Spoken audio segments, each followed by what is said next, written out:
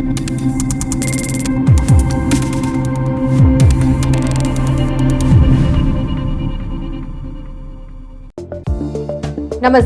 मैं हूं मोना डिसोजा। आप देख रहे हैं दबंग खबरें। आइए देखते हैं आज की मुख्य खबर।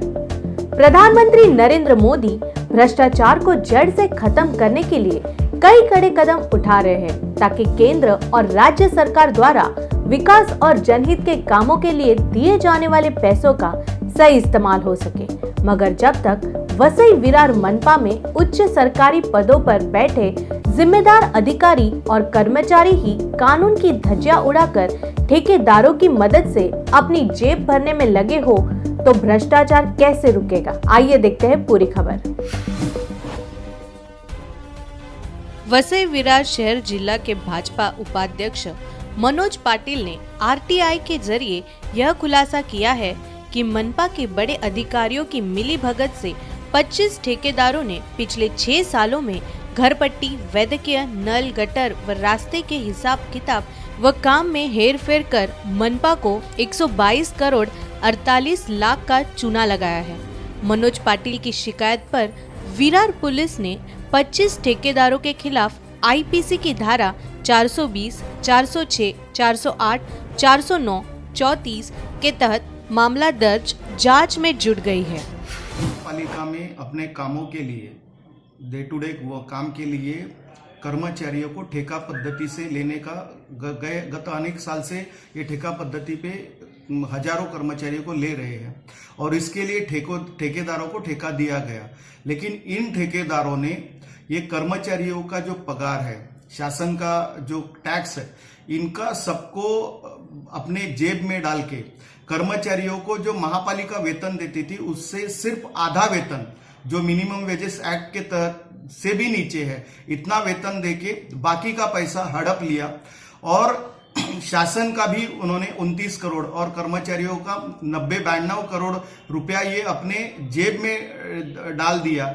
और इसके लिए महापालिका प्रशासन और महापालिका के जो अधिकारी है इनको साथ था, दोनों में हाथ में हाथ डाल के ये सब गफला किया है। इनमें कर्मचारियों को बहुत बड़ा नुकसान और कर्मचारियों की लूट बहुत बड़े पैमाने पे हो गई है। अभी तक जो हमारे पास आंकड़े हैं उसमें 3,200 कर्मचारियों का सिर्फ 3,200 कर्मचारियों का 92 करोड़ रुपया इन्होंने जो पगार देना चाहिए था वो दिया नहीं और शासन का 30 करोड़ रुपया जो टैक्स है वो भी नहीं दिया।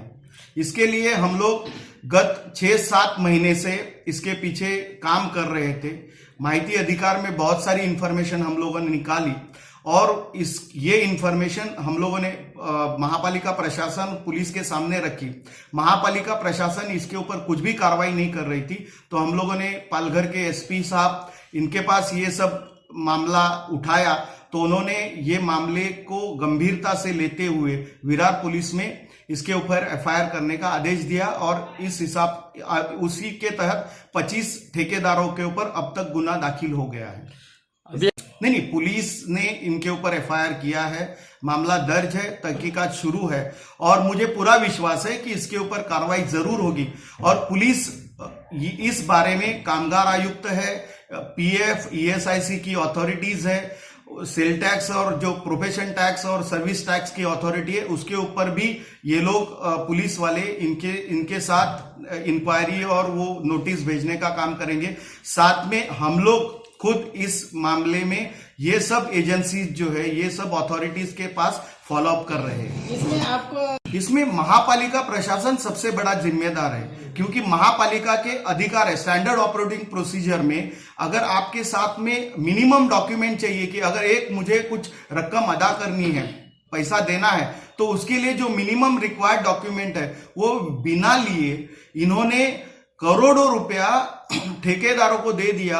आप इसमें बिल के साथ में, अभी तो बिल 16-17 में बिल के साथ में कुछ डॉक्यूमेंट लेने शुरू किए, उसके पहले बिल के साथ में वो जो अटेंडेंस रजिस्टर रहता है कर्मचारियों का, सैलरी रजिस्टर है, पीएफ, ईएसआईसी के इनके चालान है या टैक्स जो पे किए हैं उनके चालान है, कुछ भी नहीं हो, सिर्फ एक बिल के ऊपर इन्होंने लाखों रुपया हर महीने ठेकेदार को दे दिया।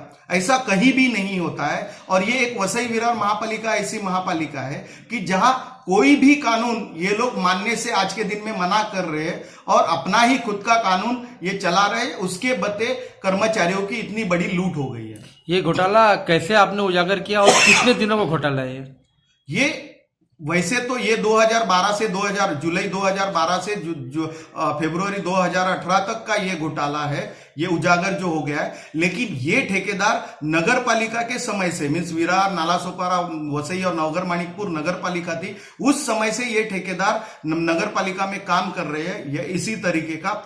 और तब का अगर पीछे जाएंगे तो और बड़ा घोटाला है, ये सामने आ जाएगा। और हम लोगों ने पुलिस को रिक्वेस्ट की है कि इनका जो पिछला रिकॉर्ड है वो भी देखा जाए और जो भी कड़ी कार्रवाई है वो भी इसके साथ होनी चाहिए।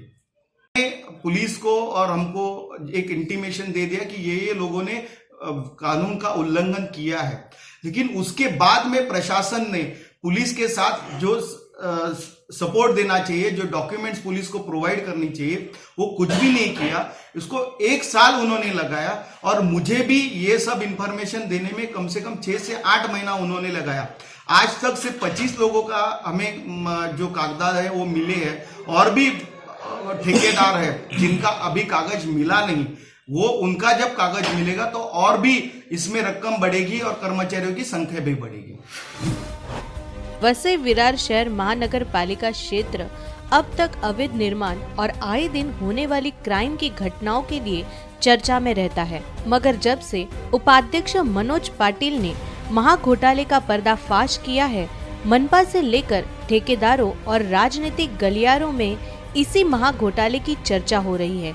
क्योंकि जिस तत्कालीन आयुक्त सतीश लोखंडे के कार्यकाल में ये घोटाले हुए हैं, उन्हें साफ छवि का अधिकारी माना जाता है।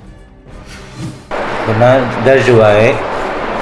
मनोज पाटिल नाम के एक बीजेपी कार्यकर्ता है, उन्होंने आरटीआई के तहत महानगर पालिका से इंफॉर्मेशन निकाली और उनके बेस पे हम लोगों ने ये गुनाह नोंद किया है उनकी कंप्लेंट से। किसी को गिरफ्तार किया है इसमें? कुछ अभी तक किसी को गिरफ्तार नहीं किया।